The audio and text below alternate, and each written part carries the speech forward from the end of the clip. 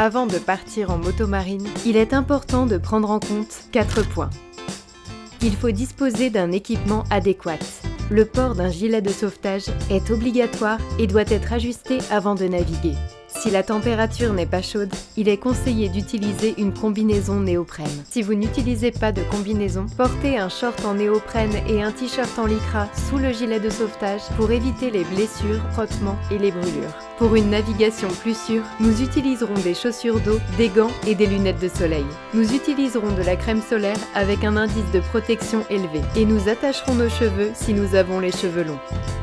Tout d'abord, nous attacherons le coupe-circuit au gilet de sauvetage à une extrémité et nous le raccorderons à la moto marine à l'autre extrémité. En cas de chute à la mer pendant la navigation, il sera déconnecté et la moto marine s'arrêtera. Avant de partir en mer, nous devons savoir comment utiliser les commandes de la moto marine. Nous appuierons sur le bouton Start-Stop pour commencer ou terminer le voyage. La gâchette de droite est l'accélérateur. L'autre gâchette, à gauche, permet d'arrêter la moto marine et si vous appuyez sur cette gâchette, c'est la marche arrière qui s'enclenchera.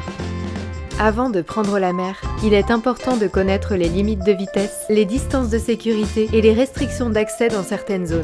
La sortie et l'entrée du port, des clubs et des plages balisées doivent toujours se faire à une vitesse maximale de 3 nœuds. En cas de départ de la plage, vous devez naviguer perpendiculairement à la côte. Maintenir une distance de 200 mètres par rapport à la côte, qu'il s'agisse de plages balisées ou non. Maintenez une distance de 100 mètres avec les autres embarcations, des plongeurs, de la faune marine, des circuits de location. Renseignez-vous sur les zones interdites à la navigation qui se trouvent proches de votre itinéraire. Ces informations sont fournies par les moniteurs et les bureaux du port. Vérifiez les prévisions météorologiques pour les lieux à visiter au cours de la journée de navigation.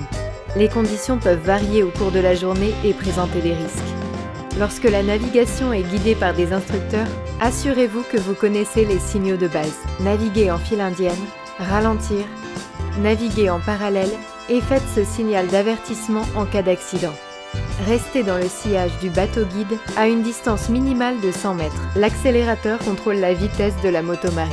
Il faut le presser pour accélérer et le relâcher pour ralentir. Le guidon déplace le système de propulsion dans la direction souhaitée. Il est pratiquement impossible de tourner ou de diriger la moto marine sans accélérer. Pour éviter les collisions, ne relâchez pas l'accélérateur lorsque vous voulez tourner. Vérifiez constamment la présence de nageurs, de plongeurs, d'objets, de bouées et d'autres embarcations. Les virages serrés et les sauts par-dessus les vagues augmentent le risque de blessure à la colonne vertébrale, au visage et aux membres par contusion. En cas d'échouage ou d'accident, vous devez contacter la radio fournie par le point de location. Si la moto marine y chavire en pleine mer, vous devez nager jusqu'à l'arrière de la moto marine et le redresser. Ensuite, vous devez monter sur l'échelle d'embarquement située à l'arrière de la moto marine. Ne jamais naviguer sous l'influence de drogue ou d'alcool. Ne jamais prendre la mer lorsque la visibilité est faible, dans l'obscurité ou la nuit. Naviguez 1 heure après le lever du soleil et rentrez au port 1 heure avant le coucher du soleil. Naviguez en toute sécurité avec une moto marine.